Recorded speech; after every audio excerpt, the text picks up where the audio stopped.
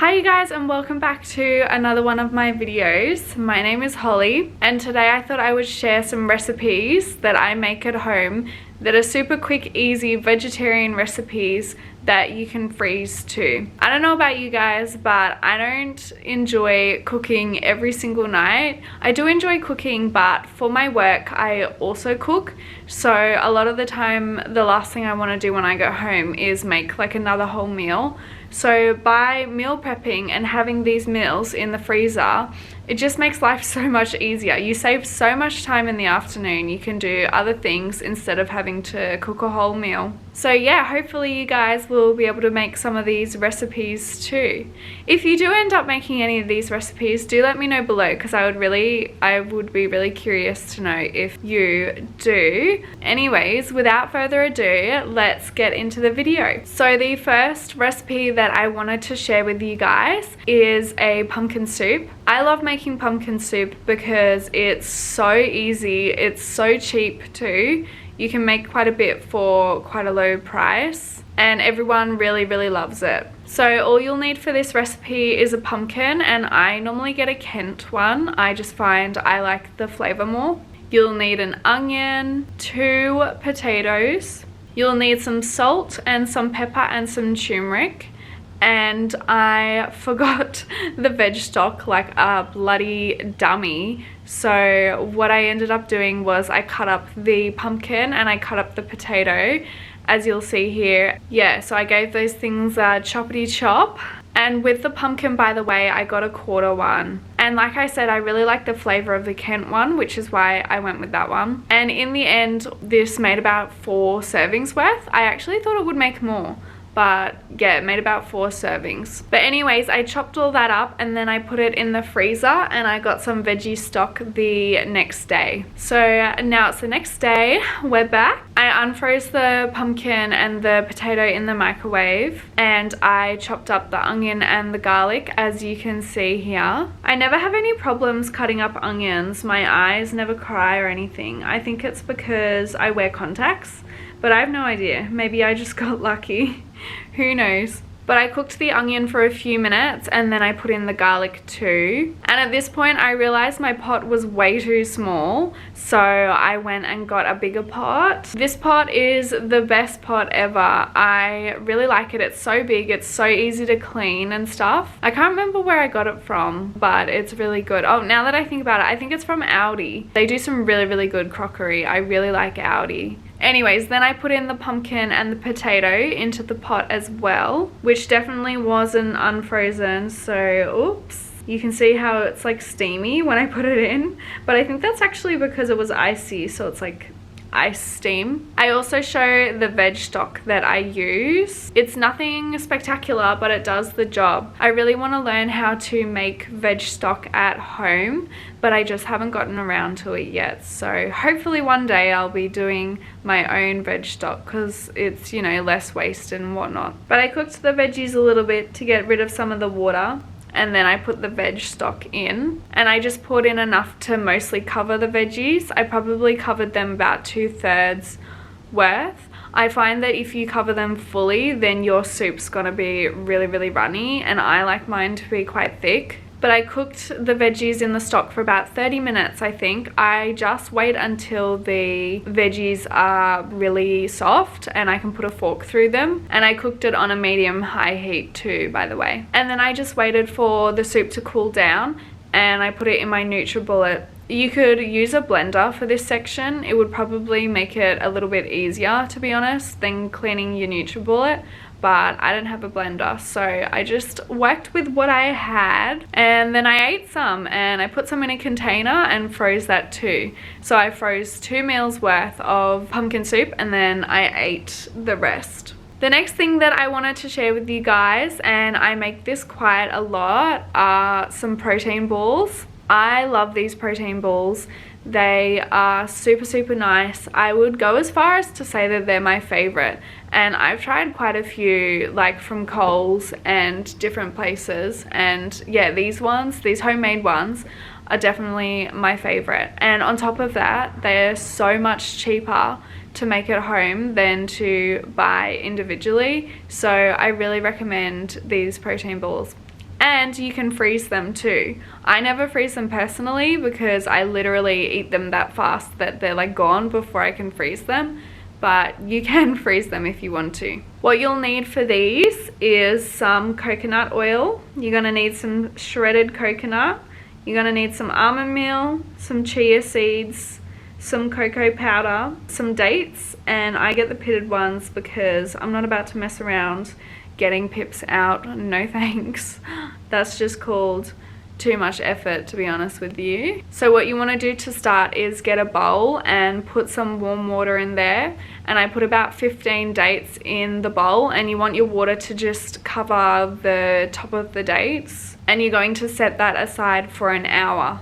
After the dates have sat there for an hour, you're going to grab your NutriBullet or whatever sort of blender you have, and I put all the dates in the NutriBullet, and then I put in 1 cup of almond meal, half a cup of shredded coconut, about a 1/3 cup of coconut oil, a 1/3 cup of cocoa powder, and finish off with a spoon of chia seeds.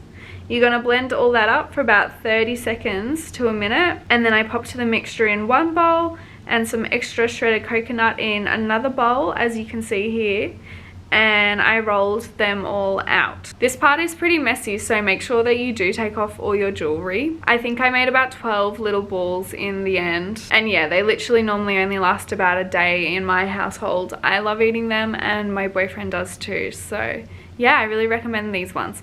So the next recipe that I have is a pasta sauce recipe. I eat pasta so much, honestly. I think I'm about 50% pasta. What you'll need for this recipe is some passata, and I get the 700 gram bottle of passata. You'll need some salt, some pepper, and some chili flakes. I don't usually do too much chili, but I'm trying to work up my tolerance. Then you're going to want an onion, a carrot, a zucchini, and some garlic. And I use about 4 bits of garlic. I really like garlic, so I put in a lot. What you're going to do for this one is grab your chopping board and dice up some onion. People say I cut up onions weird. I don't know if that's true. I guess you can decide for yourself. Anyways, then you're gonna get a big pot. If you remember from before, this is the one I love. If I could get sponsored by this pot, I would bloody sell 1 million of them. I love it that much.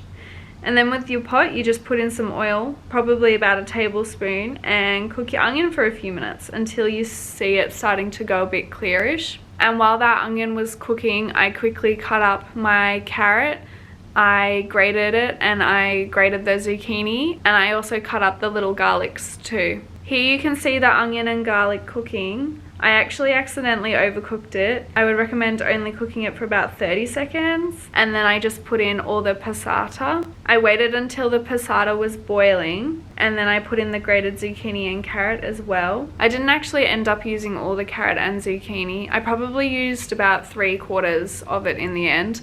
I just found for the amount of passata I had, I didn't want to put in all of the carrot and zucchini because it would have been too much. I put in the salt and the pepper and the chili flakes at this point too, and I cooked it on a medium to high heat for about 20 minutes, and then I just turned it off and waited for it to cool before I put it in my little containers and into the freezer. As you can see, I made 3 containers, and I put enough in each so that it was like 2 meals worth. So in total, I made about 6 servings from this recipe. The last meal I'm going to show you is my vegetarian curry.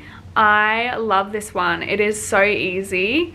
I mean, they're all pretty easy, but this one is like extra easy. I also want to apologize in advance for the poor lighting in these clips you're about to see. I filmed it at sunset, so it's like really weird lighting. I would have refilmed it too, but I had such a hectic week, I just didn't have time to refilm it. So yeah, sorry about that, guys. But what you'll need for this curry is an onion. You're gonna need about 200 grams of pumpkin. You're gonna need a cup of red lentils. You're going to need 2 400-gram cans of diced or crushed tomatoes and 2 400-gram cans of coconut cream. Although in the end I only used about 1.5 cans of the coconut cream. I just sort of eyeball it, and I felt like the curry I made would have been too coconutty if I used it all, so yeah, and then I just also used some salt and some pepper and oil. So I chopped up the onion, which I'm not gonna show because you've seen it a million times now, and then I put it in my pot, which you'll see here. Oh my gosh, fresh nail things, I gotta show those bad boys off. Here you'll see I cooked my onion for about 4 minutes, then added the pumpkin and some salt and pepper. I cooked that for another 2 minutes and then added the lentils, tomatoes and coconut cream. I basically left it cooking until the lentils and the pumpkin was soft, which I think in the end took about 30 minutes on a high heat, and I would just check it every 5 to 10 minutes to make sure that the bottom wasn't burning or anything like that. Wow, I'm literally... Liam, someone's ringing you. Hello? Yeah. Whoa, what's happening with this lighting? Ooh, excuse me. Wow, I'm literally the worst at food videos. I didn't even show the finished product, but I basically just waited for it to cool down and then I put it in containers and put it in my freezer. And I think this recipe made about 7 meals if I remember correctly, so it made quite a bit. If you also want a bit of greens in this one, you can add some green beans or some broccoli. I personally prefer broccoli only because when you freeze it and then unfreeze it, it like holds better. I find with green beans, when you freeze and then unfreeze them, they sort of fall apart a bit and I get like a bit funny with weird textures, so I like don't do green beans in like this meal. But yeah, I'd really recommend broccoli. And I usually serve this curry with some naan bread and yogurt. I know that yogurt isn't everyone's thing, but I find it tastes so good. So yeah, each to their own, I guess. Oh, and also I wanted to sort of point out that I know this isn't really a curry.